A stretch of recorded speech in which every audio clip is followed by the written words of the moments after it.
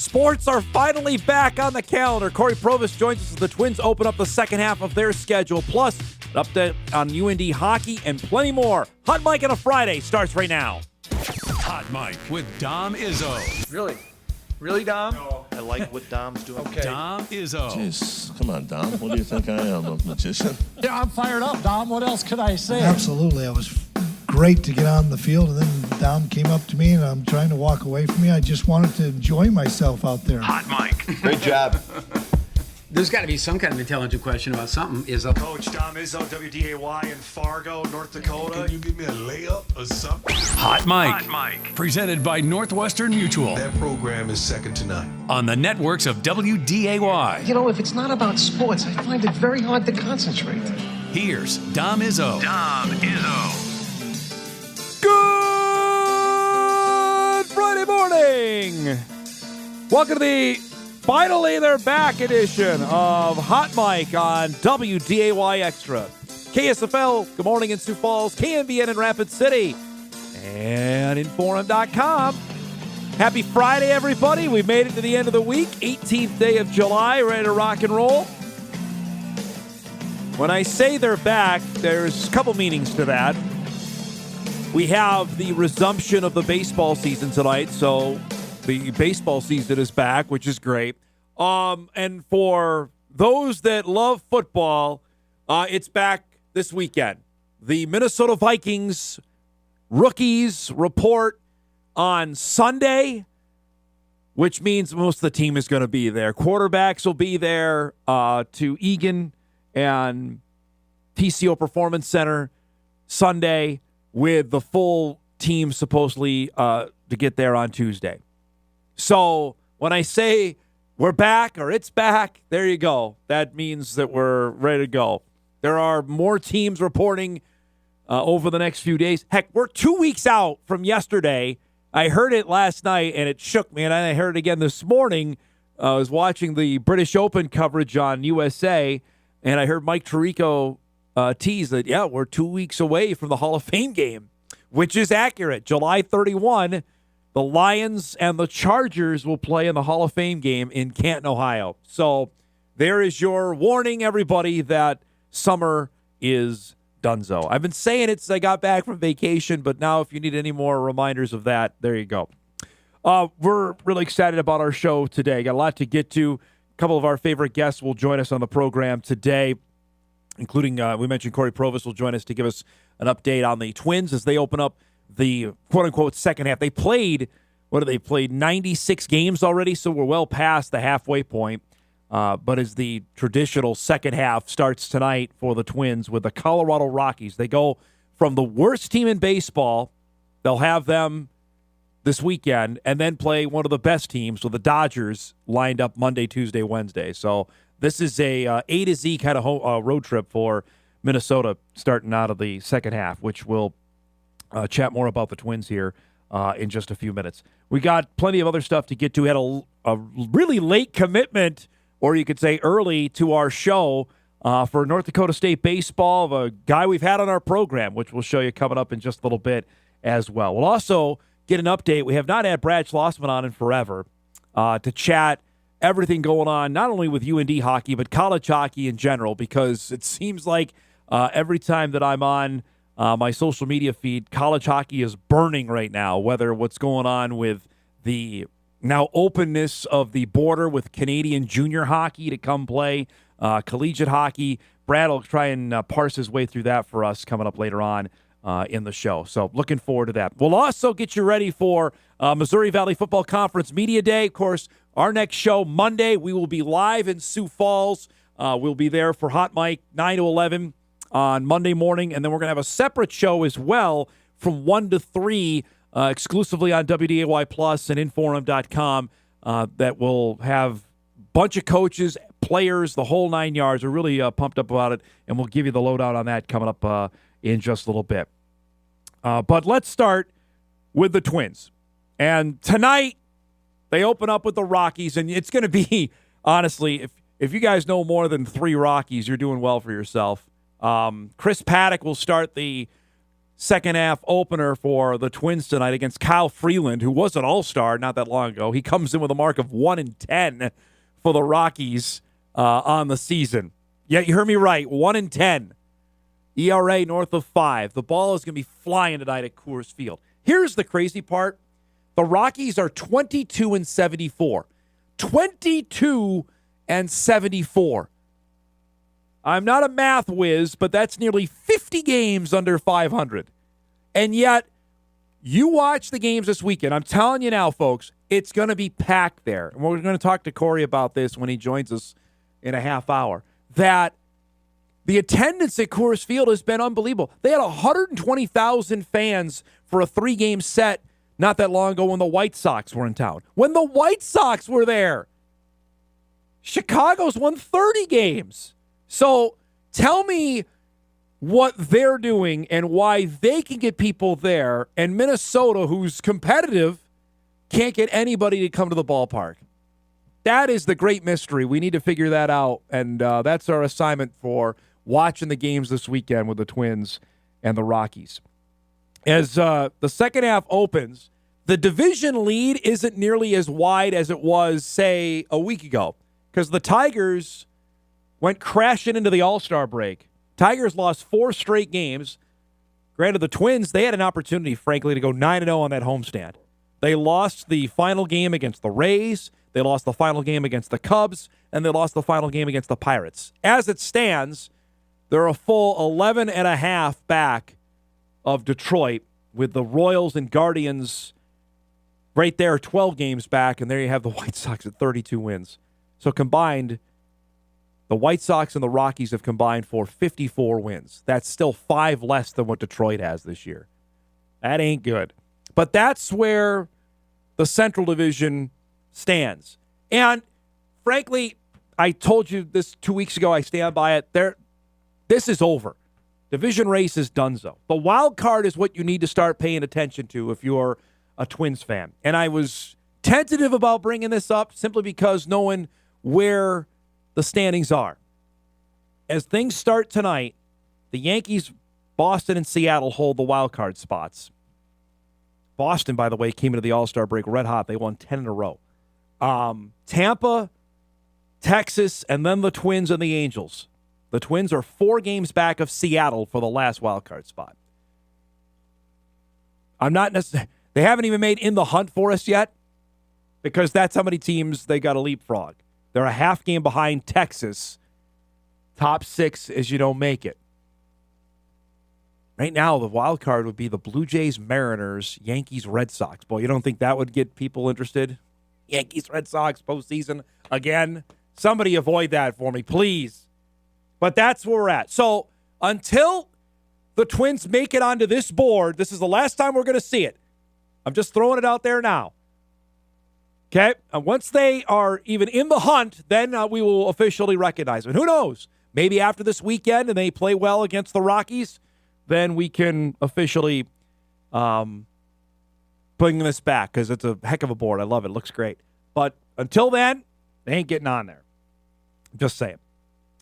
The other topic I wanted to hit this morning before we get off and rolling, and I saw this thrown out. I forget what Twitter handle had it. It was fantastic, though, because the simple question was, what sports are you watching tonight? Meaning last night. Because last night was the great void. Wednesday night wasn't great either. But after the All-Star game Tuesday, right, you had just the desert out there of live sports.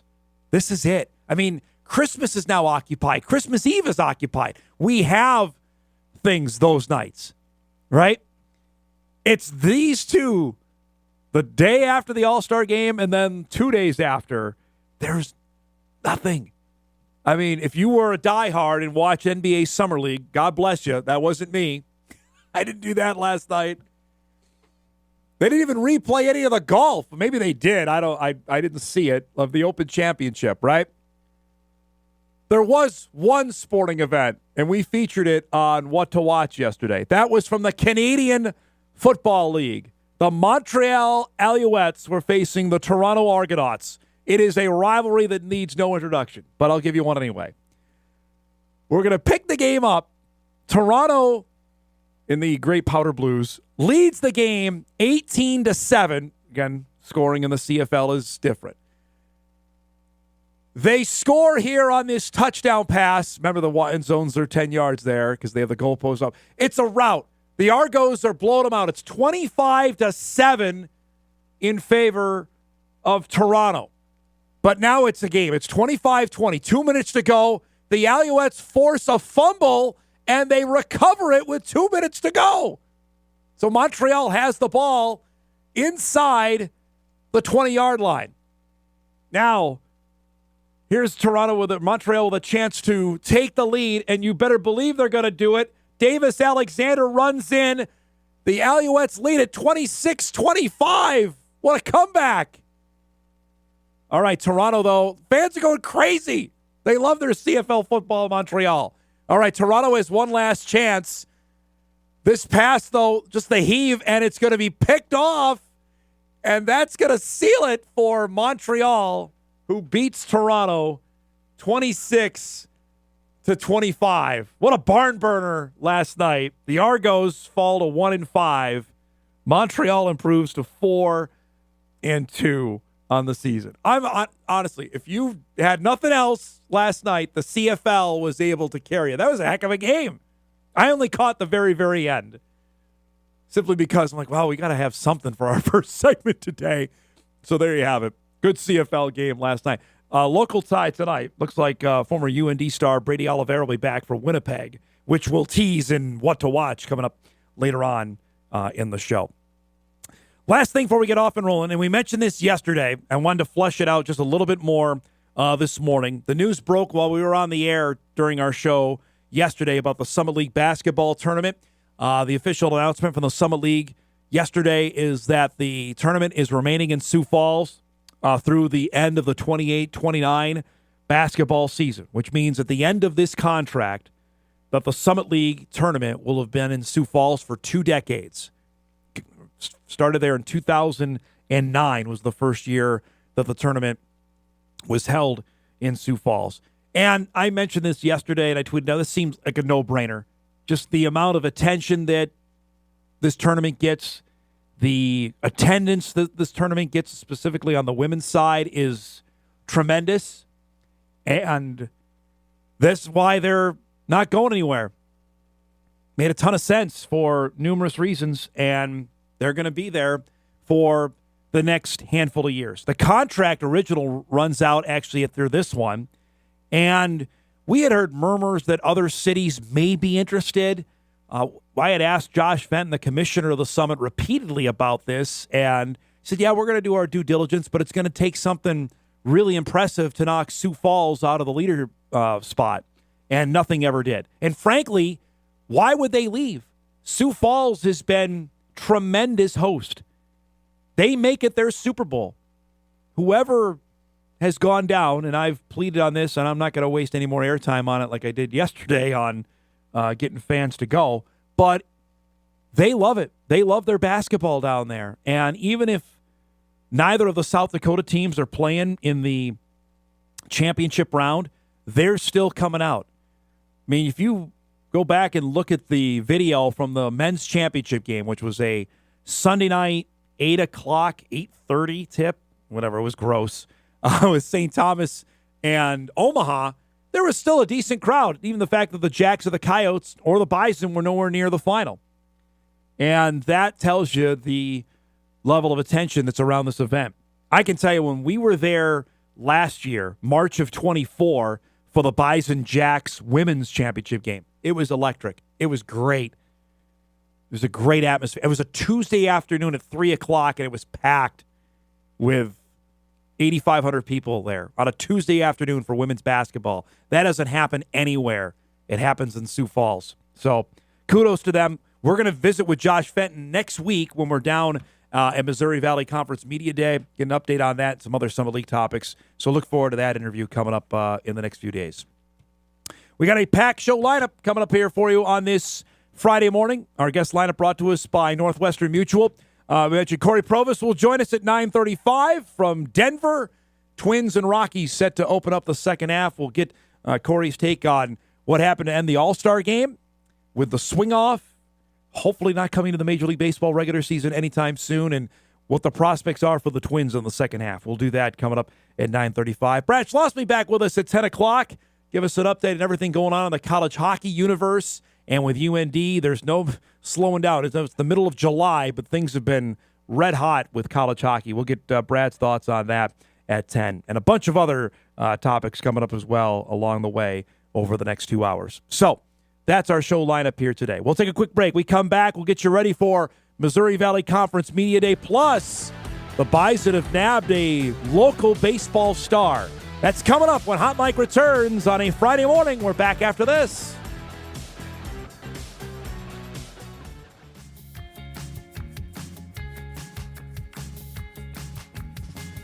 Welcome back, everybody. Off and rolling here on a Friday morning.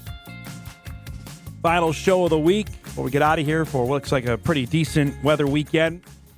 Cory Provus will join us coming up here in about 15 minutes worth of time. I mentioned earlier we had a late commitment, or early for the day, late word coming in before we hit the air for an athlete we've gotten to know. We had him actually here in studio. He was sitting right across from me about a month ago out of West Fargo, Cheyenne, after the Mustangs won the state baseball championship again for the fourth time in 5 years. Big kid, 6'2", 210-pound right-handed pitcher. Hudson Dinger announced this morning his commitment to play baseball at North Dakota State. He'll stay home and play for the Bison. Tweeted out, I've had the incredible opportunity to visit NDSU's campus and connect with the coaching staff on Monday. After thoughtful consideration, I'm excited to announce I'll be staying home and continuing my journey as a Bison. His highlight reel is impressive for anybody that's watched Cheyenne baseball over the last couple of years. Young man has certainly been surging, and he's got the frame to hurl it, man. He can do that. He's actually playing ball today. I was actually talking with his dad before the show that he's got a couple games today, so we may not have a chance to visit with him until potentially next week. But this goes to, again, the amount of talent locally that we have talked about for baseball in the area. We did this with Alex Sumner on the show on Wednesday, previewing the Little League Championship game here in town. Just keeps getting bigger and better, and Hudson's right in the middle of that, and he's had a great run here over the last little bit, part of Cheyenne's cornerstones that end up winning the state championship. And for Bison baseball, these are the kind of guys you got to get. These are the guys that you need to make sure that they stay home. And Tyler Oaks has done a great job at finding that. And you'll go back and think, well, yeah, they lost 6 guys. Their 6 best guys went in the portal after this most recent NCAA tournament run. You can look at it and say, okay, well, they lost out on those guys. Absolutely. But on the flip side, also think they're recruiting the right guys. These are the ones that you want to have in your program. And yeah, in this day and age, if you get them for a couple of years and able to have success and then they leave, yeah, that's going to happen. It's not just football and basketball that goes down. It happens in all sports. So big get here for Tyler Oaks to be able to get one of the locals. And there's a couple of them. You met Tay Rich the other day. Tay's destiny is not going to be baseball. It's going to be football. Kason Borkhart's another from West Fargo. He plays at Horace. That I was actually texting with him this morning. He's playing in a tournament down in Atlanta. He's burning up right now. I believe he's a 2027 commit right now. That's another name to keep an eye on. So congratulations to the Dinger family. That's big news there. And for Hudson announcing his commitment to play baseball for NDSU. Because I know the coaching staff had tweeted out, again, I don't know why they can't announce who their commits are. In this day and age when we're paying everybody, for some reason, that is against the rules. That, again, is ancient to me, that coaches can't formally announce when a kid verbally commits to them. It's the dumbest thing in this day and age. Anyway, they were subtly announcing, we got 2 big commits, and this is one of them that happened early in the week. So congratulations to Hudson, and we'll hopefully have him on soon to chat about his commitment to Bison baseball for the class of 2026. Again, he's just wrapped up his junior year. And we asked him about it when he was here, about how recruiting was picking up and things were starting to get real interesting. He'd been traveling all over the country for baseball, so congratulations to him. Also, want to remind everybody, because we've got our lineup set for Monday. We'll be in Sioux Falls at the Pentagon, is where the Missouri Valley Football Conference will assemble for its first in-person media day since 2008. And Hot Mike will be there live on location, 9 to 11. Join us on our usual time slot. And then go have lunch. We might have a bite. Benell's very excited because I believe his favorite place to eat in Sioux Falls is catered in the event. We'll be back at 1 o'clock on Monday to 3, streaming exclusively on WDAY Plus, Inforum.com, Sioux Falls Live, all of our usual websites. We'll carry that, and we'll have a bunch of great guests lined up in our afternoon session. This is what we're going to actually have for you. I'm going to give you the guest lineup now so you can put it down. That on Monday for Hot Mike, we're going to have Bison head coach Tim Polasek will lead us off at 9:20, which is going to be fantastic. Bison wide receiver Bryce Lance is heading down there. He'll join us at 9:45. He's going to be one of the most requested players to talk to when we're down there on Monday. Dan Jackson, first-year head coach at South Dakota State, will join us at 10 o'clock. Really excited about that. I get a chance to visit with Dan and what's been obviously a tumultuous ride, both on and off the field. At 10:15, Park River, North Dakota native Sam Hagan will join us. About to be a senior for the Jackrabbits after transferring from UND, now one of the mainstays on the Jackrabbit offensive line. He'll join us at 10:15. Nick Hill, the head coach at Southern Illinois, will join us. Now one of the old guard in the league. Head coach of the Salukis. SIU is coming to Fargo this year after the Bison went to Carbondale last year. And then the new commissioner of the Missouri Valley Football Conference, Jeff Jackson, will join us at 10:40. So that's what we have lined up for Hot Mike on Monday. So it's wall-to-wall interview. We're going to be packed. It's going to be fantastic. I'm looking forward to it. We've had a few of these Media Day shows. We've done it up here at NDSU for their football Media Day. We went, obviously, to Vegas for Big 12 Media Days. We've done down to Sioux Falls for basketball.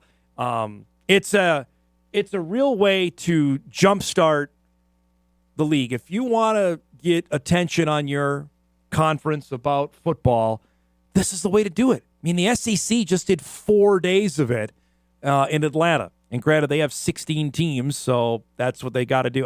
This is kind of like the test balloon, and I'm intrigued to see what the local coverage is. You know, we're going to go make it a big deal because we do that. That's our deal. We make a big deal out of that stuff because we know it's important to our viewers and listeners that they are craving football as much as we are and to get ready for the upcoming season. And I think it's important for us to be there.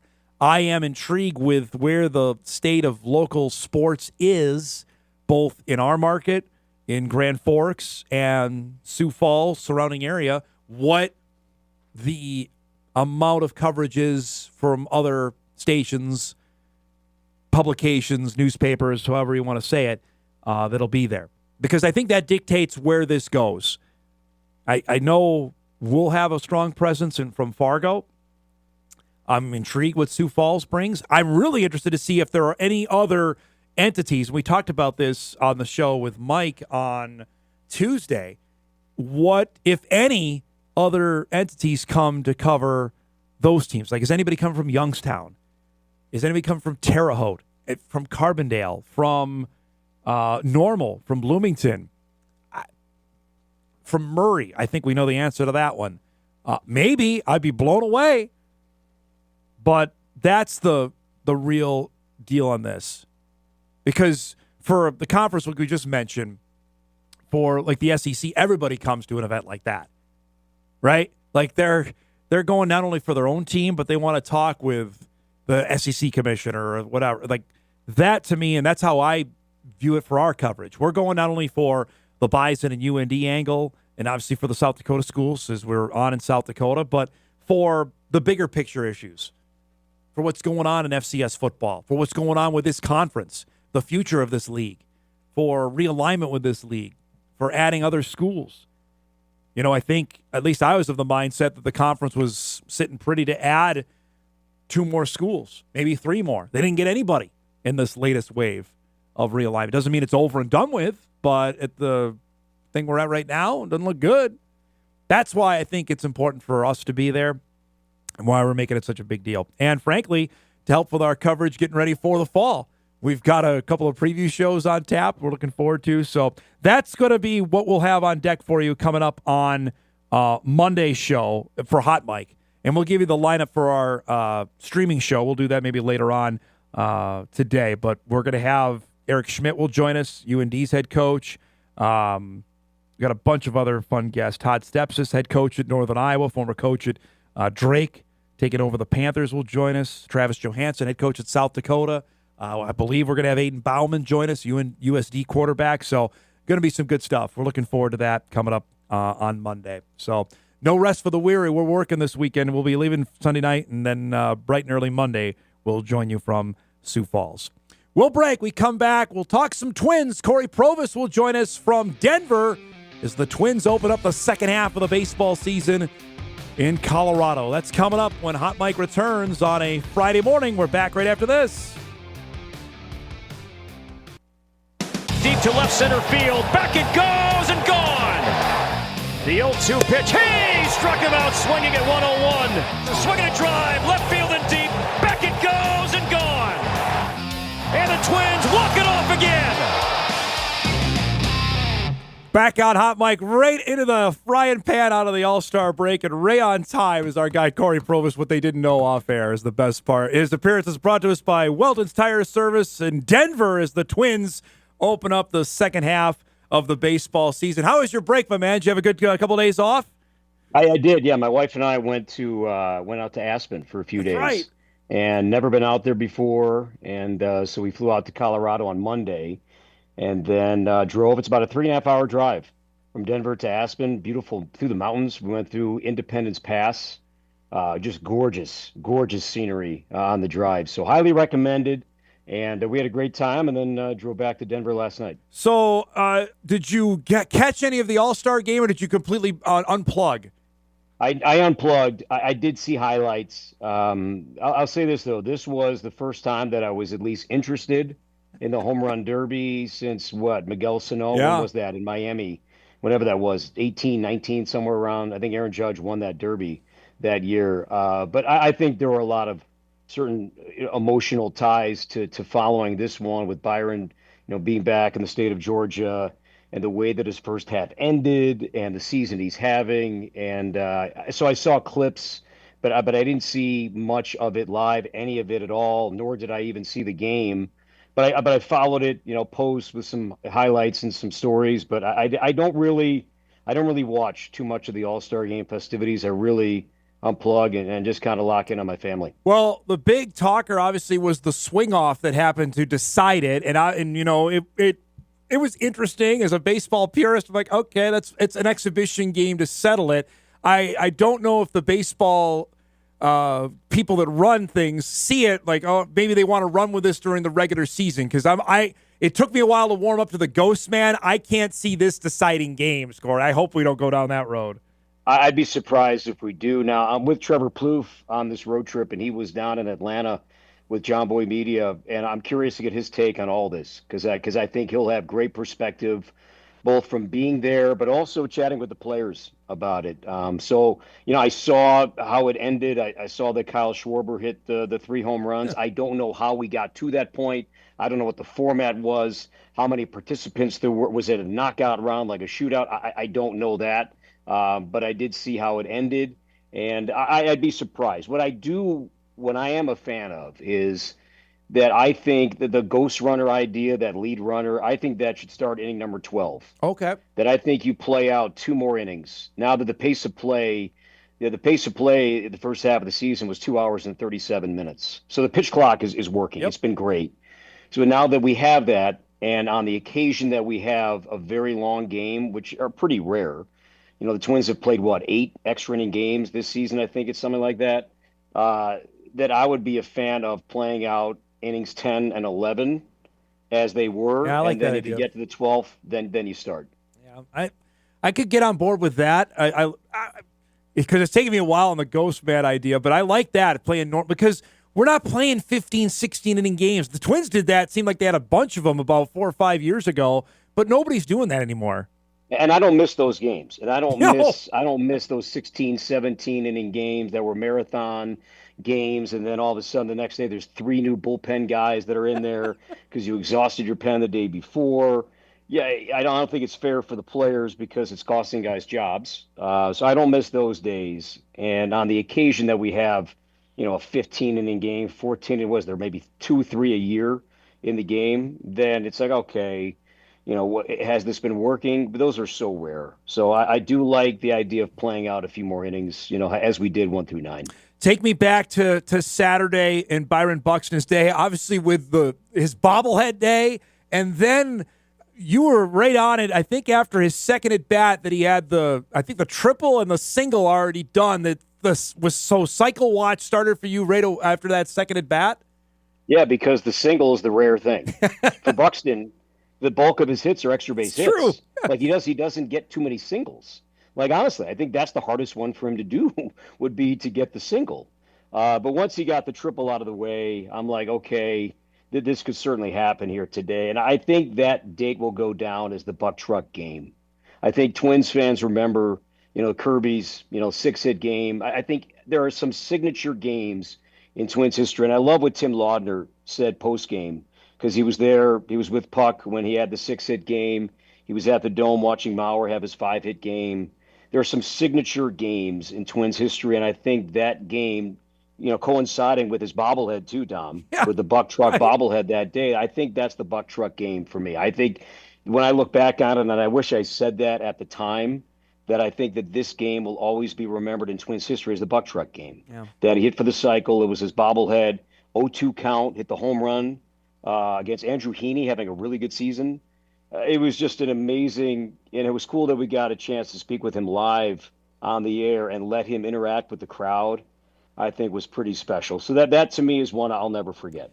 5 for 5. And the last one, the home run, it wasn't just a wall scraper, Corey. That was a bomb. He killed it. And, I had to build up with the call there a little bit because center field is tricky. Center field, he got it, but then you see it off the juniper plants. But center field, I've been fooled. Believe me, fans let me know about it. I've been fooled, quite a few times with balls out the center. The ones to right, you can see. I think that's the easiest. I think those are the easiest ones to call. But left is fair, but center sometimes can be tricky because it is deep. It's back there. You don't know what the wind is doing. O'Neal Cruz is playing center field. He's 6'7". He covers so much ground. He can fly. You weren't sure, and then when he got to the wall and he saw that ball, hit off the back wall there, you know he got it almost 430 feet to make it happen. How do you feel about the homestand? They were 6-3, but it easily could have been 9-0. I mean, how did you evaluate how they played there? I think Sunday was a big one. Yeah. I think there's just something to be said. Look, you won 2 out of 3 against some really good teams. Tampa Bay playoff team, the Cubs, arguably the best team in baseball. And that was what I heard, and I was away from that series. But from what it sounded like, it was a pretty pro-Cub crowd at Target Field for those 3 games.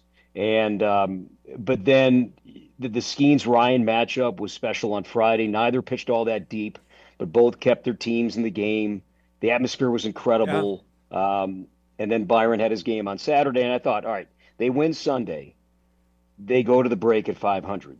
So that was a swing game to me that instead of being 500, they're 2 games under. So they're still, within striking distance of the wild card. I think for the division right now, I'm almost ready to, I think we all say punt on that. I mean, it's a double-digit deficit here, even though the Tigers kind of limped their way to the All-Star break as well.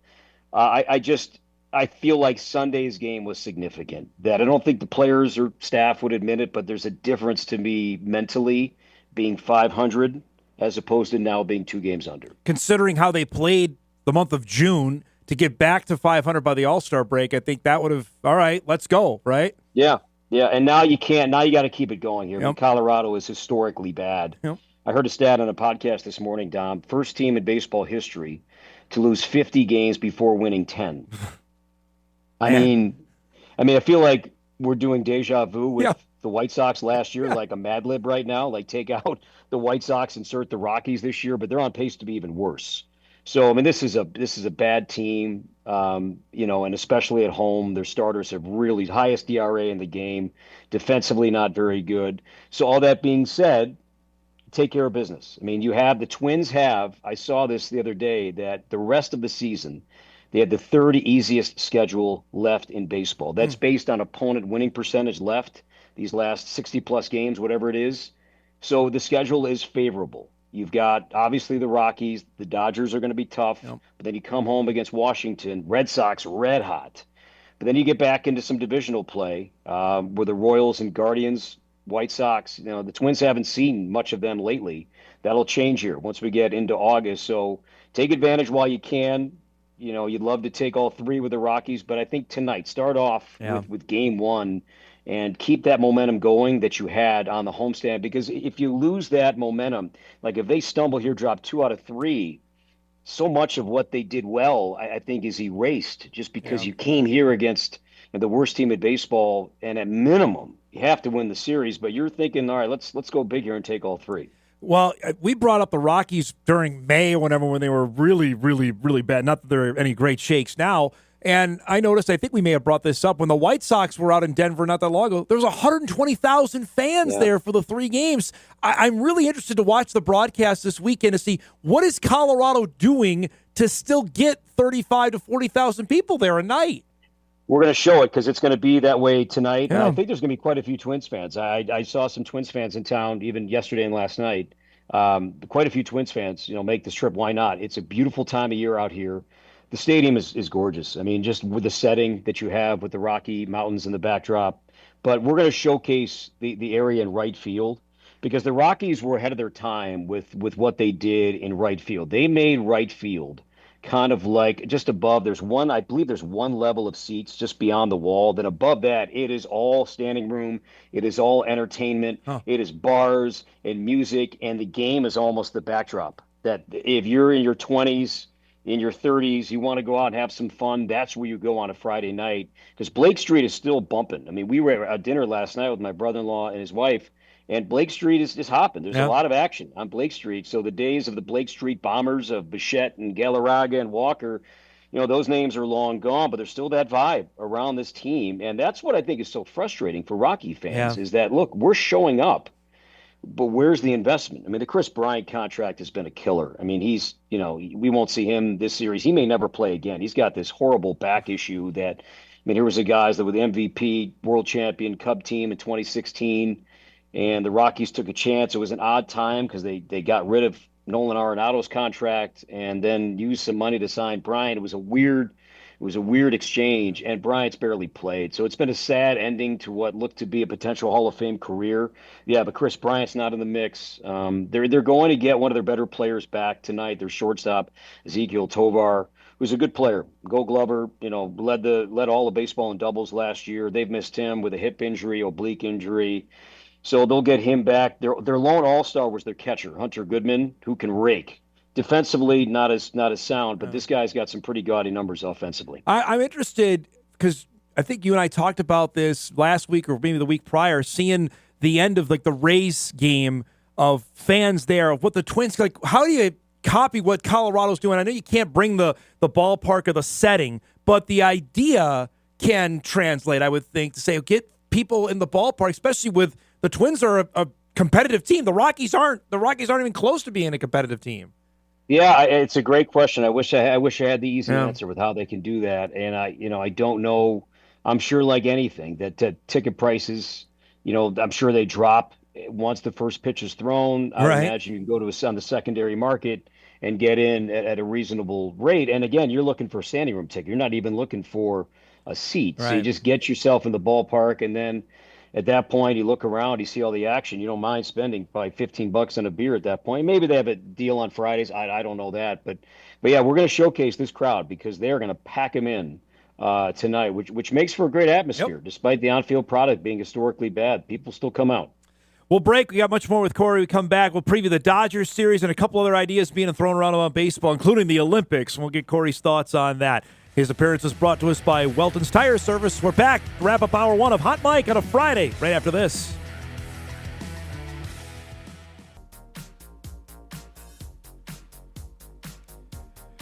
Welcome back, everybody. Wrapping up our first hour. Cory Provus back with us from Denver. His appearance is, of course, brought to us by Welton's Tire Service. Twins and the Rockies coming up tonight, 7:30, about a 7:40 first pitch. It's A to Z for the Twins on this road trip. The Rockies are Z, and then it's A with the Dodgers starting on Monday. We were visiting off air.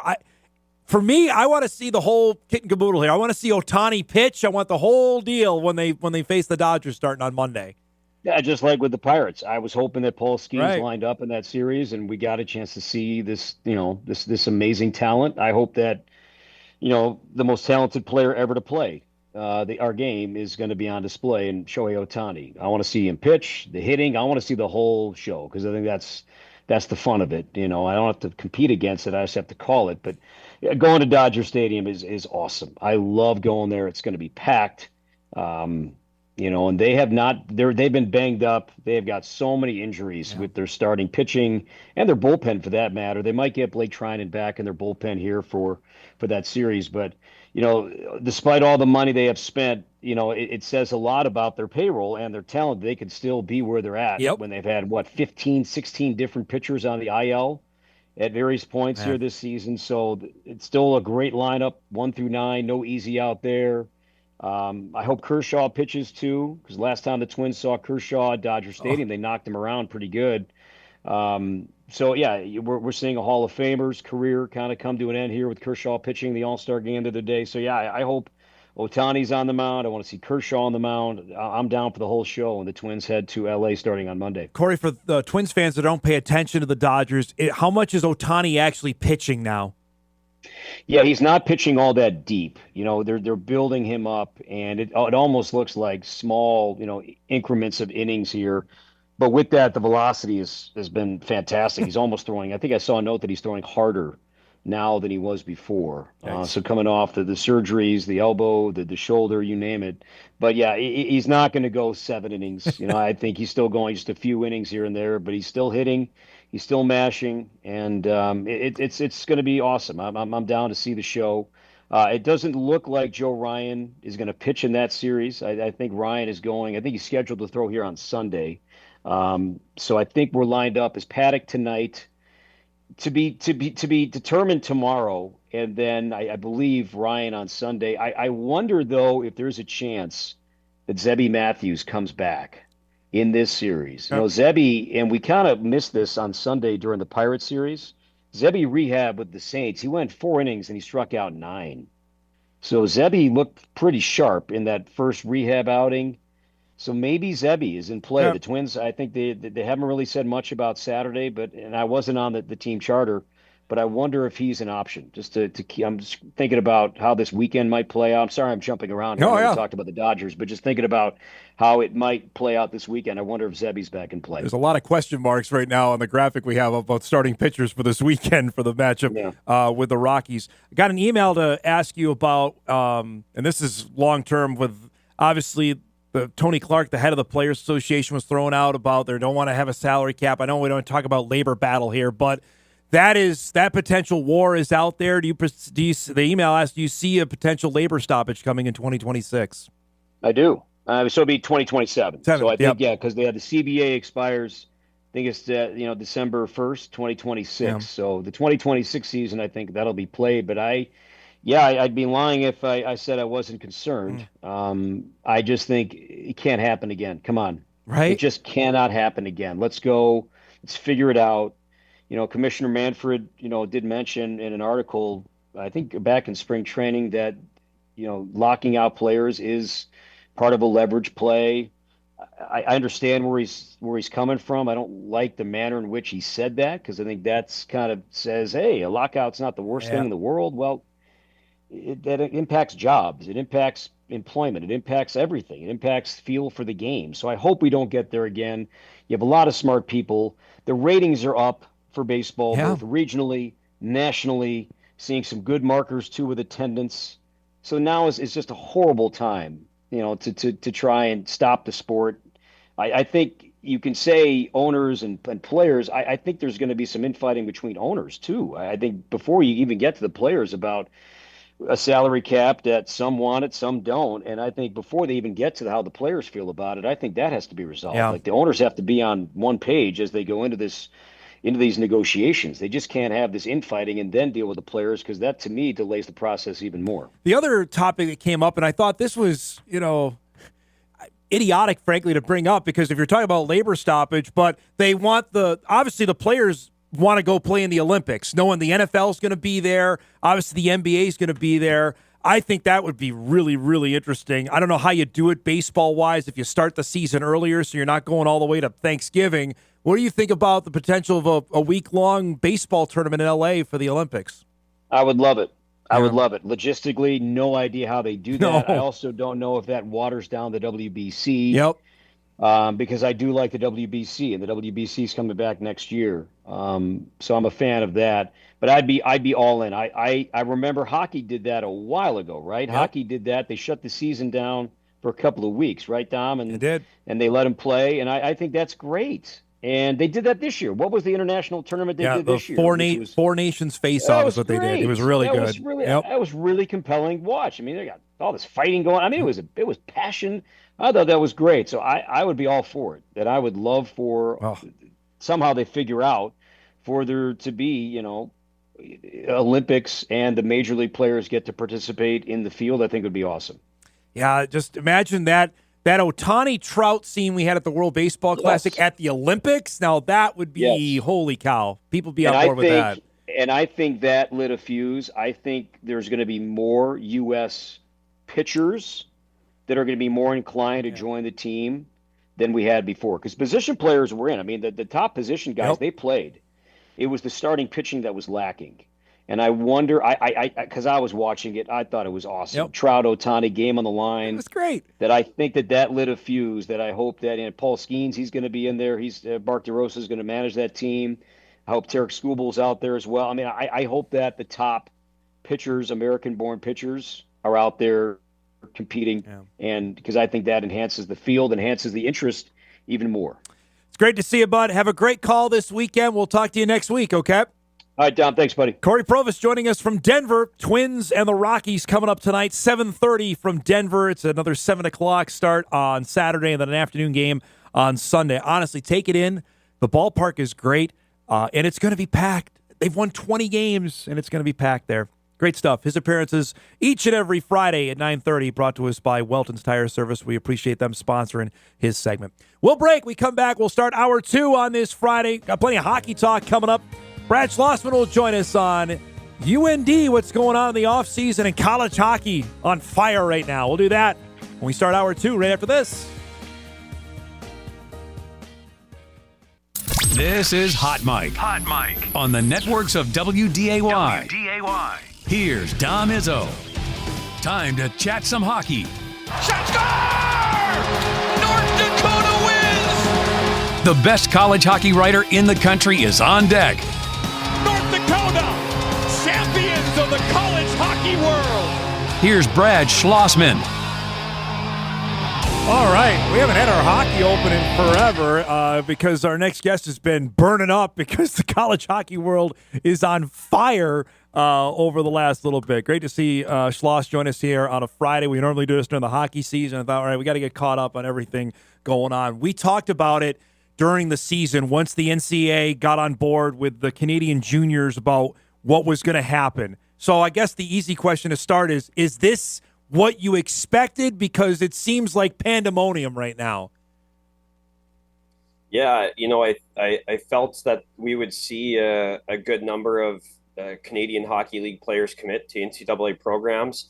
The interesting thing, right away, we were seeing just guys that were aging out. So it was the guys who their junior teams knew were leaving because they're in their 20-year-old season and they can't come back. And so they were very happy to have these kids commit to colleges, NCAA schools. For those that don't know, the CHL, if you played in the CHL, it used to expire your college eligibility. And they made a rules change that allowed players to retain their eligibility when they play Canadian major juniors. And a lot of the players from age 16 to 20 in Canada just go play major juniors Right. when they're ineligible. So now this huge pool is available. And right away we saw the kids who their junior teams knew were leaving. But now we're starting to see some of the really high-end players who still have Canadian Hockey League eligibility remaining. They're leaving to come to college, and that has definitely caused a huge story up in Canada. It's national news, and really the first two big names happen to be Cole Reshny and Keaton Verhoff, who are coming to UND this fall. And they both committed on the same day, and that was just massive news up in Canada. Reshny went in the first round of the NHL draft last month to the Calgary Flames. Keaton Verhoff is going to go in the first round next year, and we're looking at a top 5 pick. Things can change during the year. Yep. We're still a year out, so Yep. I don't feel like making these grand predictions. But right now, everyone thinks he's going in the top 5 and Wow. maybe the top 2. Wow. Holy cow. I have not had a chance to ask you on this, and I've had people bring this up to me. I want to shift gears to the House settlement. How much was UND hockey decision affected there? Because who UND competes against is Minnesota, Wisconsin, who had to opt in. They're forced to because they're in the Big Ten. Yeah. Did that force UND's decision from what you know?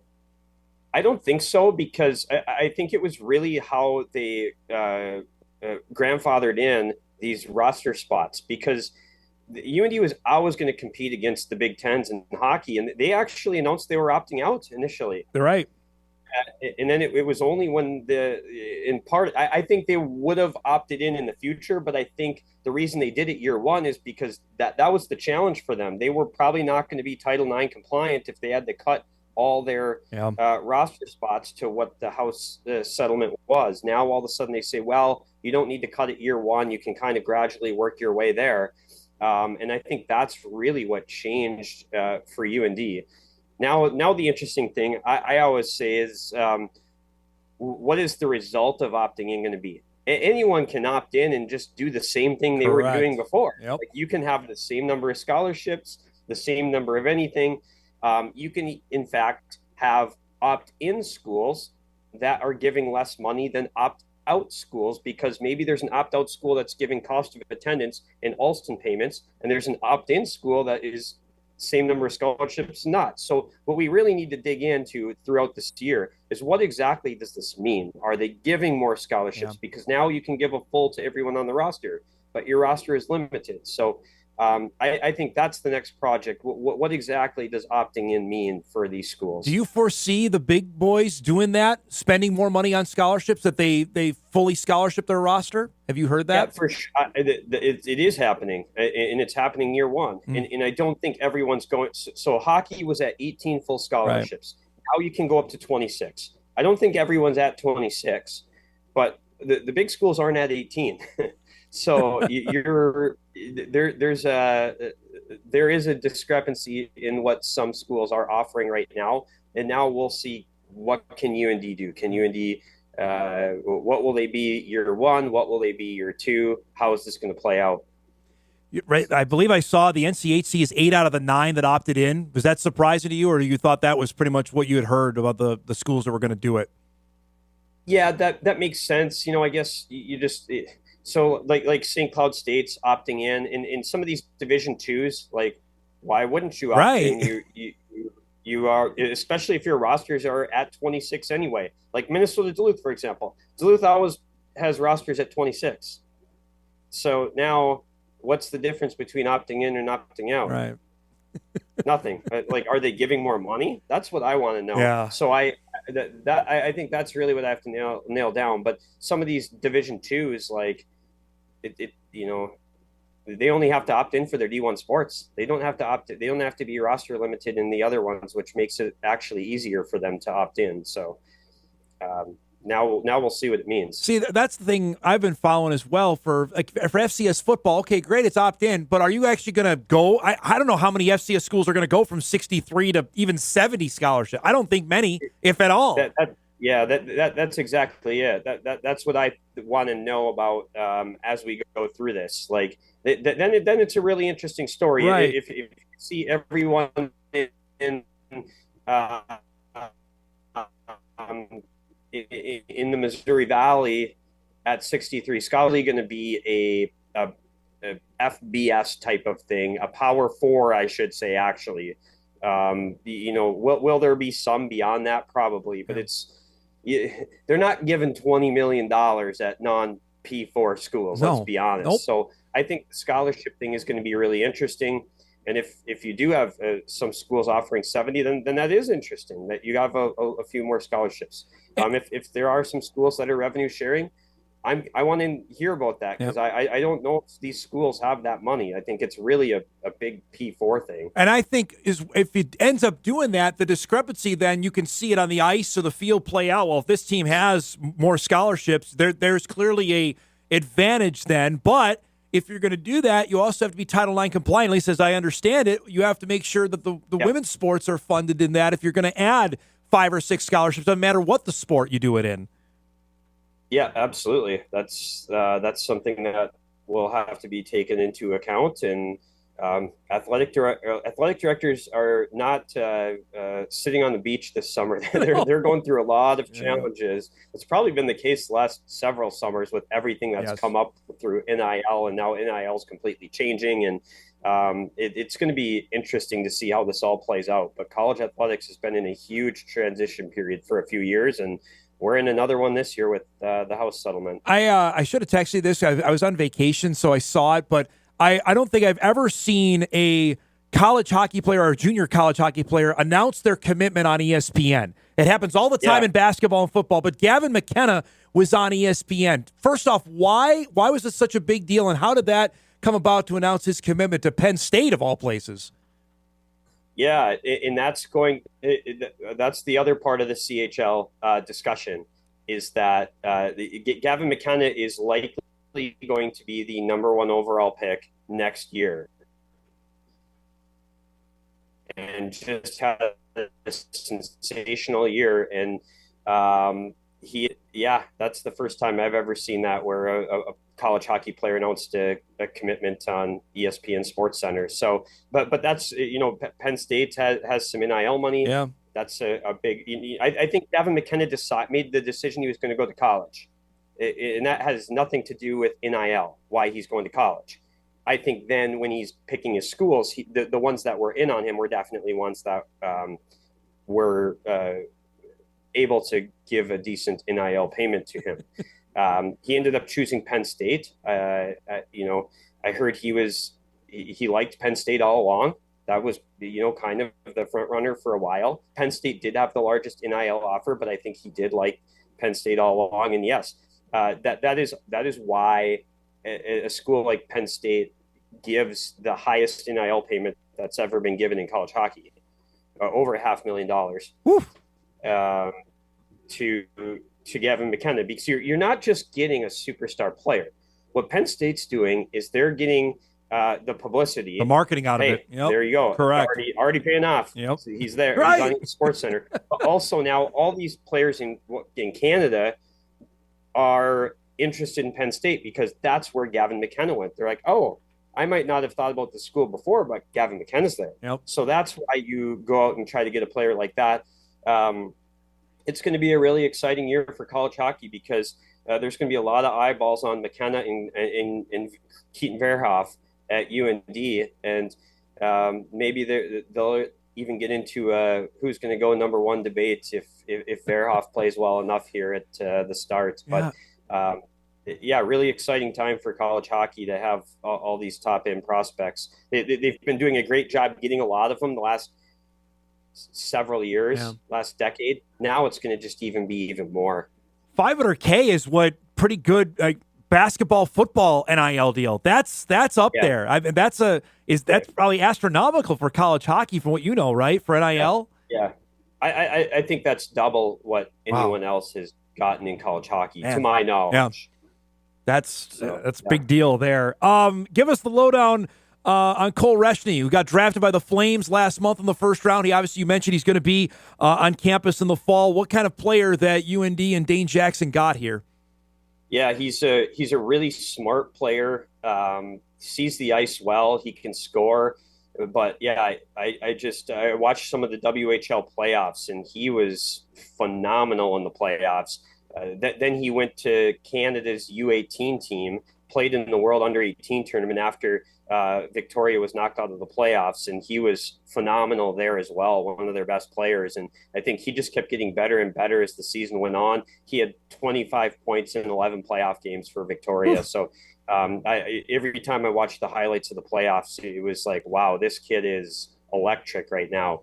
And I think he fits in at UND as an immediate top 6 forward, a guy that's going to be a driver on the power play. He's a guy who can play center, and UND really needed to get a top 6 center. They got one with him, and just seems to be a good fit. He's from a town that's 1,200 people in Saskatchewan. So, some of these Western Canadians are great fits for UND. Yep. Grand Forks is a community where they feel really comfortable. And he came down on this visit and loved it, and ended up making the decision to come over and just a huge get for UND. A couple minutes left here with Brad. We had Dane on shortly after he was named, and he told me specifically about recruiting in Western Canada. Getting back, we're going to hammer that. That's going to be a huge deal. You've seen that obviously play out with the 2 guys you just mentioned. What is it about this recruiting strategy that maybe was lacking or different that he's trying to employ now? Well, I think number one thing that's different is that there's so many more Western Canadians available. Right. With the opening of the CHL, this is a rules change time, and I think this is an opportunity to go up there and own Western Canada, as he said on your show, and really be the place where North Dakota players go. So I think that's a huge part of it, is just that a lot of these guys weren't eligible in the past year. This is a huge opportunity for UND, and especially because UND has gotten a lot of Western Canadians over the years. So I've heard a lot of Minnesota fans wondering, why aren't the Gophers getting some of these Western Canadian players? And they will. But one of the things, a lot of these players, they know what North Dakota is in Western Canada. So when North Dakota calls, they say, oh, because they probably are connected to someone who has played there, or they know someone who has, because a lot of these, there's just a lot of name recognition for those players. So, Jonathan Taves was up in Winnipeg and he played there. And one of the kids who committed, Cooper Williams, they've gotten 3 CHL players. Cooper Williams committed. I believe it was him who said, well, yeah, I was at a camp where Jacob Bernard Docker ran the camp, and he, played at UND. So there are just these ties to Western Canada that make it a possibility. And I think going up there and recruiting these players is a huge opportunity. And obviously UND's jumped right on it. Off of that, I got to read this because you tweeted it out from what the Western Hockey League commissioner said about that the NCAA is business class, cautions that playing a Friday and Saturday schedule and then pumping iron and drinking smoothies all week will make you soft and ill-prepared for professional hockey, as chartered flights deny you the character-building opportunities of 12-hour bus trips through Saskatchewan in January. Is that like just, hey, a gift wrap to the NCAA to come play college hockey? Yeah, I think he basically, Wow. Basically, it was, I don't think that was word for word what he said. That was kind of an interpretation, but he basically said it's hard once you fly in first class. It's hard to go back to coach. And okay, but yes, you're right. I heard that portion of his interview, and I thought, man, College Hockey Inc. better be sending a gift basket, because that's the best recruiting spiel that they've gotten. Yeah. One thing that I do think is interesting in college athletics, the last 20 years, they've been in this arms race of facilities and everything, and you've seen it at every sport in college athletics, and hockey's no different. Yep. And these schools, college hockey has to recruit to get their entire roster, where the CHL, you draft. So Gavin McKenna did not choose to go to Medicine Hat. He was drafted there. And so in order to recruit players, you really have to build up an infrastructure that, give players what they want. And in doing so, they've built these amazing facilities. And it's not just UND. We know about UND's facilities, of course, at the Ralph, but a lot of other schools have great facilities. And when these CHL kids are coming on visits, they're saying, oh my goodness, this is, I've never seen anything like this. And so far, to my knowledge, UND has had 3 on-campus visits from CHL players. All 3 have committed. Wow. There you go. That's a pretty good ratio. All right, before we go, I have to ask, since I know you're heading to Cincinnati next month for the ATP event, Sinner against now Alcaraz. This is what we're going to have. Who's going to end up with more majors, Sinner or Alcaraz, when it's all said and done? I'm still going to go with Alcaraz, even though Sinner's been the one recently. Sinner is like a point away from having all 4 Grand Slams right now, because he was right in there at the French Open. I still really like Alcaraz's game. These 2 guys are different. Not only can they play, but mentally they're unbelievable, both of them. Yep. And that's what sets them apart to me. You watch how they carry themselves on the court. They're amazing, and it's fun to watch. Who knew we would have another Federer and Nadal so soon Correct. after Federer and Nadal? It's crazy. And Djokovic is still out there, playing. He's still making the semis at 37, he's still out there doing it. It's just fabulous. It'd be nice, and I think we've had this conversation, you and I, for the last 15 years, if an American man can somehow be relevant in men's tennis. I don't know. Tough to break through those 2 right now. Nobody's doing it. No, nobody's doing it. Exactly right. Yeah, 7 majors in a row. Holy cow. Thanks for the time, my man. It's great to see you and giving us the update. And have a great summer. We'll see you soon when hockey gets going, okay? Absolutely. Thanks, Tom. Brad Schlossman joining us, giving us an update on everything UND and college hockey. I mean, I know some may not pay attention, but what's happening there with the Canadian hockey players now being eligible to play here is just crazy. And worth what UND is going to take benefit of it. And obviously they've done it with a couple of real high-profile recruits that they've been able to get that'll be here playing at the Ralph coming this fall. We're over for a break. We'll get caught up. We've got a few emails to get to. Olivia Kortan is actually going to join us as well. Bonus guest coming up at 10:35 from the Moorhead Spuds, who just announced she's going to play hockey at the University of Minnesota. That's coming up. We roll on a busy Friday. We're back after this.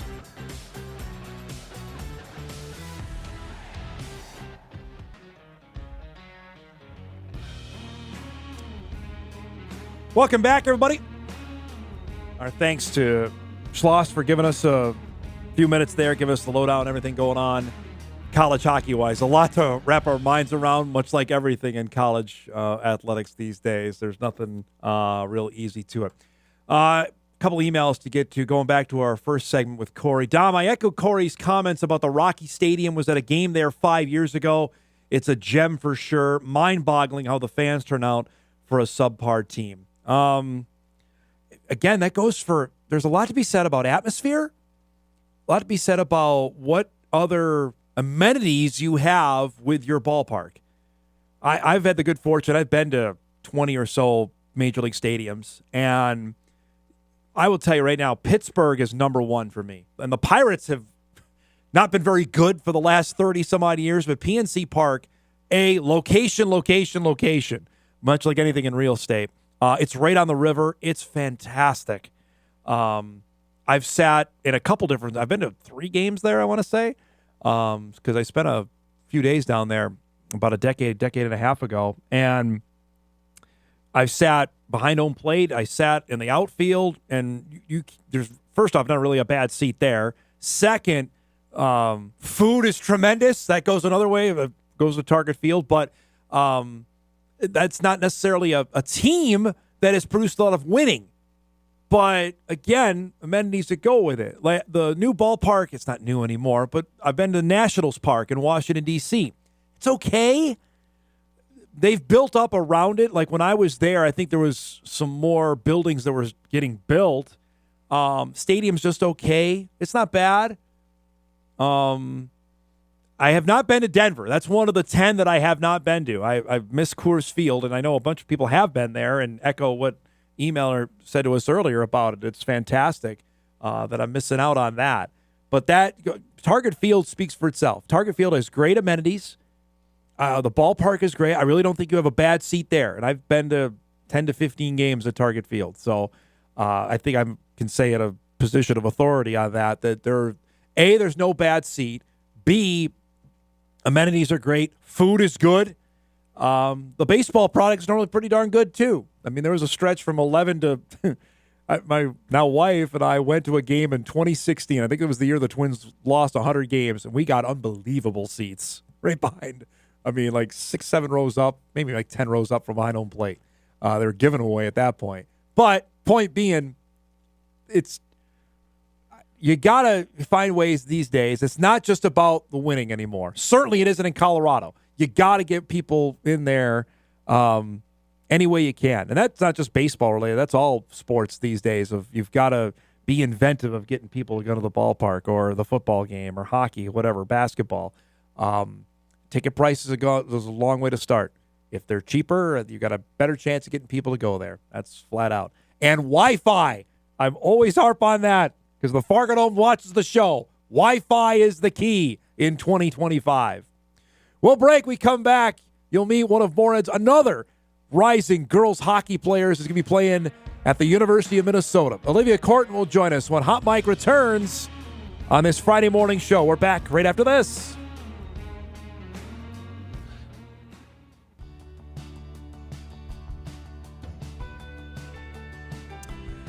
Final half hour of the week here on this Friday morning, getting ready for the weekend. Our next guest is going to be partying all weekend long after finding out, announced Wednesday night, late Wednesday night, I believe, that she'd be playing hockey at the University of Minnesota. We followed the Moorhead girls hockey team this past winter. We had Ryan Kraft on the show and their outstanding goaltender, Taylor Creston, as they made it to the state tournament and had a dynamite run there. Turns out now they're going to have 3 Division I players off of that roster that wrapped up in February of 2025. Their third is Olivia Kortan, who announced on Wednesday night that she's going to be playing hockey at the University of Minnesota. And for those that don't know, Gopher women's hockey is pretty darn good, maybe the best team in the country, although Wisconsin and Ohio State would beg to differ. And Olivia joins us here this morning to discuss that. Congratulations first. We were visiting off air about how this all came together. So I'll just open it up. How did this all come together to the University of Minnesota called? Yeah, it was obviously it's really late in the game, but last week I had a call with them and then I went down and toured earlier this week and then it all just went super well and here we are. Okay, so we're sitting in July and you graduated a couple months ago, correct? Yeah. So you had college was still undecided as of Wednesday? I mean, I had some options, kind of just going with the flow, I guess, but yeah.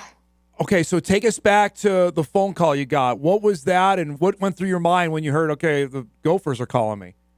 Yeah, I was super excited, but kind of shocked at the same time. And yeah, it went really well. And I was, excited to see where it was going to go from there. Okay, so did you talk with Coach Frost? Is that who did you speak with on the phone? Yeah. Yep. Okay, so did he say, we want you to come down, or was an offer extended then, or how did all the timeline work? Yeah, he kind of was like, what was a good day? You could come down and tour. And then we went down and Wednesday morning and the tour, and I ended up loving it down there, and it happened that night. Yeah. So then does he say, hey, we'd like to offer you, or how does that all work? Yeah, kind of. He left kind of the tour off with, if you want to be a Gopher, let me know. And I texted him that night that I would love to. So. I think you probably you probably could have told him right then and there, right? Right. So, okay, so you're doing the tour. How are you trying to keep level-headed, even keel? I know this is part of the place you've always wanted to play, but how do you keep your emotions in check during that whole deal? I know, it was kind of hard. You know, throughout the whole thing, it's just you're like, wow, and just awe that everything was so cool and it'd be a dream come true to go here, and now the dream is coming true. So to say that, it's been a couple days now, has it clicked in that this is happening? This is going to happen now in about a month? You're going to be down there? I mean, kind of, not really. It's still obviously kind of crazy, and like I said, it was so fast, and I'm excited, but yeah. When in your mind, Olivia, did Division I hockey become a reality? I can do this, I want to do this. How long ago for you did that be a goal for you? I think in youth hockey, it's always been my dream, and now that it's happened, I hope other girls can just see it happened so late for me, so I hope that they just keep working hard and never give up, because you never know when your time's going to come. That's a great point. Did that come in the back of your mind? Maybe this isn't going to happen? I mean, it's always been there. You know, I've always hoped and dreamed that it would, but obviously with it being so late, Yeah. you kind of have to come to reality. Like, is this going to work? Is it not? And you just keep going. So have you been like skating and like I know you keep in shape and whatever, but especially during this time when it's been up in the air, how much have you been on the ice or just making sure that hey, if the phone calls, I'm ready? I mean, I've done some coaching throughout the summer, and now since this last week, I've been getting back on the ice and getting back into it. So now it's done. How much is your phone blown up here over the last 36 to 48 hours? Yeah, it's been going crazy for the last couple days, day and a half. When do you think it's going to hit that? Okay, this happened. Like when you get down there, first practice, first game. When do you think it's like, holy cow, this is reality for me now? Yeah, I think I'll go down and do like orientation and a couple other things before I officially go down there. And I think during then it'll kind of start to feel real. That's awesome. I mentioned so that's 3 players off of this past year's team that are going to play Division I hockey. We had Taylor on when she announced her commitment. What does that mean for you and for your teammates that you had this kind of talent on? I think everybody knew around the area you guys were good. Maybe some are finding out we didn't know they were that good. Right. Yeah, it's super cool to watch us. You know, we've played together throughout all of high school, and now that all of us get to keep playing after, and we'll all end up playing each other too, will be super fun. Has the trash talking already started with you guys or not yet? Not yet, but we'll probably get there.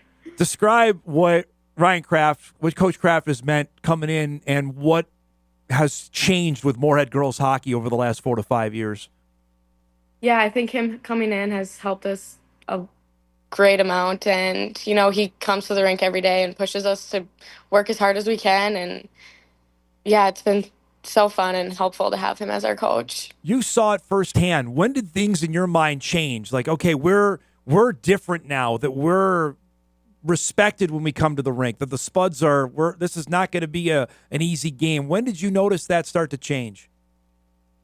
I feel like even just my freshman year of high school, things, you know, people started realizing, okay, girls hockey is actually good. And then it just kept growing throughout my whole career of high school. Making it to state, describe that, especially after what happened last year and the section championship game. How special was that? We just saw the video of you taking the section championship trophy. What did that mean to you that night? Yeah, that was, I mean, going into that game, obviously you want it more than anything, especially what's happened the previous year. Yeah. So that game was one of my favorite games. And I think, had like 6 goals, and I want to say 6 different girls scored. So it was just like all around a great team atmosphere, and it was a great way to end our season. I got to imagine the emotion was pretty high that night in the locker room afterwards, considering what had happened the year before. Yeah, for sure. It was, again, such a fun game, fun memories that we'll remember forever. The impact now going forward that you're not necessarily you're playing Division I, but leaving girls hockey in a good spot. How important was that for you, being a leader on the team? I want to make sure that we're set up to be good for years to come. Yeah, I think it's super important. And like, even I love going out to coach the little girls and get to know all them. So hopefully it can inspire them to want to keep going and play high school one day and maybe even go after that. Has it always been hockey for you, or was there another sport that got your attention when you were younger? Hockey's always been my favorite. I grew up playing a couple other sports, but hockey was always my go-to. What were the other sports you played? I played soccer, golf, and softball for a little bit. So when did hockey become, all right, I'm going to go down this road?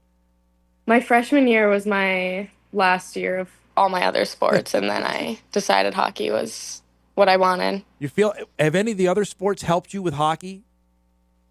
I think soccer, because I started playing soccer when I was like 2 or 3, however old you have to be, and I played throughout all of middle school, and I think soccer and hockey do go, like, you kind of realize, like, you can use your feet more, and yeah. Couple minutes left here with Olivia Kortan. You're going to be teammates again with a former teammate. I know Kate Kozubud's down at the U. How big a deal was that to have that reunion now be a reality? So she actually is going to play at Duluth this year. Oh, she transferred. Okay. Yeah. All right. Well, now you get to play against her So now. I'll get to play against her now, so that'll be fun. How do you feel about that? Yeah, I'm excited. That'll be super fun. I got to ask now that you have this over and done with. So what's the timeline? What have they told you about when they expect? I got to imagine pretty soon, right? That you got to get back down there? I think I'll go back down in about like a month or so, but Okay. I'll go down a couple. Like I said, I'll have orientation down there and some like gear try-on fittings. So, yeah, we're kind of just seeing how it all works out. Did you get to meet any of the team? Were they there on your visit or not yet?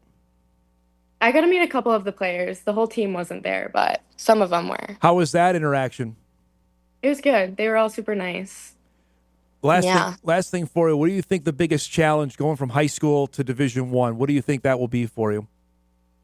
I think obviously it's going to be the next step up, and just to know to keep working hard and keep having a strong mentally game, and again, just keep going through it. And yeah. Physicality, is that a thing too? Knowing that it's going to be more physical than the high school game was? It will be more physical than high school. So to keep getting stronger and working every day. Is that something you embrace? Like, hey, you know what? I like the hitting part of the game. Is that something you got to get ready for the next level? Yeah, for sure. Well, I appreciate the time. Congratulations. I know you're busy because you got about 8 other people who want to talk to you today. Thanks so much for doing this. Have a great weekend, and we'll look forward to watching you get down there, okay? Thank you. Olivia Kortan joining us from Moorhead, Minnesota, the third spud off the girls hockey team that made it to state that has going to play Division I hockey. We had Taylor Crescent on when she announced that she was going to go play goaltender at The Ohio State. Annika Stromy is the other one who's going to be playing at MSU Mankato.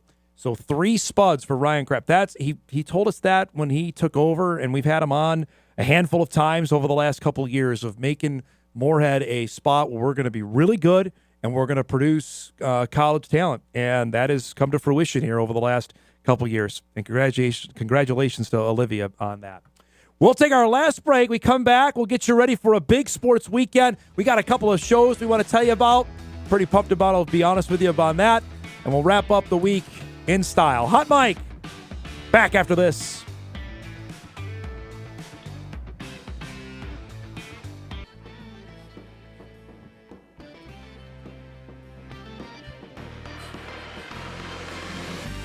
All right, wrapping things up. Reminder, on Monday, we'll be joining you live from Sioux Falls, South Dakota for Missouri Valley Football Conference Media Day. We gave you the lineup of guests on that earlier in the show. We'll post that on our social media platforms in case you missed it. And looking forward to what's going to be a great day. Get ready for the college football season. We'll be on from 9 to 11, and then another show will be on from 1 to 3. So we're going to be busy. Cast of thousands, myself. We've got, I think, 5 of us going down. We've got John and Brody are going to be back here running the ship for both Hot Mike and our streaming show. I know the forum is going to be sending people. So we're going to be fully staffed, and you'll see all of the usual cast of characters down in Sioux Falls to get you ready. Because by the time we're done with that, we're going to be 9 days out from the Bison opening up fall camp. Heck, when we come back on Monday, the Vikings will be underway. The Vikes are reporting, so it's on, as they like to say. Email comes in from earlier in the show on our topic on opting in on the house deal. Dom, wouldn't it make sense for many schools to keep scholarship levels static but sink the extra dollars into institutional NIL? Seems like a better return of investment to pay more for top players more than a scholarship, more average players. Probably. I imagine that's probably going to be the case. But I would anticipate that you'll eventually see some that'll just want a scholarship more. I don't know. I think that's one of the things we have to see how this plays out. All of us, it's a great experiment. We can make broad declarations now as it's been effective for all of 17 days, but really interested to see how this plays out as we go forward. 2 things here before we go. And you may have seen the commercials for it. We're really excited. Sunday night, we're debuting new show that you'll see after the news. 10:35 for the next 4 Sundays. The Sit Down with Dom Izzo is going to debut. And not that you need more of me on TV, but the powers that be said this would be something that they'd like us to do. And we have 4 shows that we have recorded. So each of the next 4 Sundays, the 20th, the 27th, August 3rd, and August 10th, right after the news, we'll have a hour or half hour. Gosh, an hour to me would be a lot. Half hour sit down with a variety of guests. Some of them are sports related. Others are not, with some sports topics weaved in. Our first one is definitely a sports guest, and that is former Bison assistant coach, longtime coach, former Tampa Bay Buccaneers quarterback, Randy Hedberg is going to start us off after his recent induction into the North Dakota Sports Hall of Fame. Here's just a snippet of what we're going to be talking about that you'll see on Sunday night. What that means to you growing up there and how important sports was growing up. Well, yes, that was big time. I can remember, we'd play basketball, out in the driveway for hours, and we'd light up lights on the clothesline just so we could see at night. And my neighbors, we had alleys back in that day, and we don't have alleys anymore, but my friends came from across the alley and played, and they never played in high school, they just played, and because that's what we did. Yeah. And and then we had neighbors that played, and we did all the time. We didn't have a 3-point line. The driveway was short and kind of compact, but you get balls up and fire them away all day, all night, right? Yeah, and then you just played sports. You just went from season to season. That's just a snippet of our conversation. So again, 10:35 Sunday night, right after the news, our conversation with Randy, and it goes for a variety of topics. That was growing up in Parshall. You'll hear about his induction to the North Dakota Sports Hall of Fame that happened earlier this summer, his decision to step away from NDSU, the fateful call he got from Chris Kleiman when he was coaching in Carbondale, Illinois, to come back home, and how that changed his life to then coaching 4 straight quarterbacks into the National Football League. So we had a variety of topics, and it was hard to get into 19 and a half minutes for our show, but we tried our best. And if you miss it, we'll have it available for everybody to watch online on Monday morning. But we're really excited about that. So that's coming up on Sunday night, 10:35, WDAY, WDAZ, statewide ABC, KBMY, KMCY. You can see it, and we're really pumped about that beginning on Sunday night, 10:35 on Channel 6. I really appreciate everybody upstairs, their willingness to do this, to sign off on it, and hopefully if they like it, maybe we get to do some more next year. But that time slot is a pretty coveted one around here. Sports Sunday used to occupy that, which we did that for, 7, 8, 9 years, and looking forward to have some sports back in that time slot, and some good original programming coming up on Sunday night. So little shout out there. Okay, I got an email last week as well, because we're about to do What to Watch, and it said, Dom, we love that segment, but can you tell us what's going on for the weekend? So starting today, every Friday, we'll do not only What to Watch for tonight, but also What to Watch for the weekend. So let's do it for today.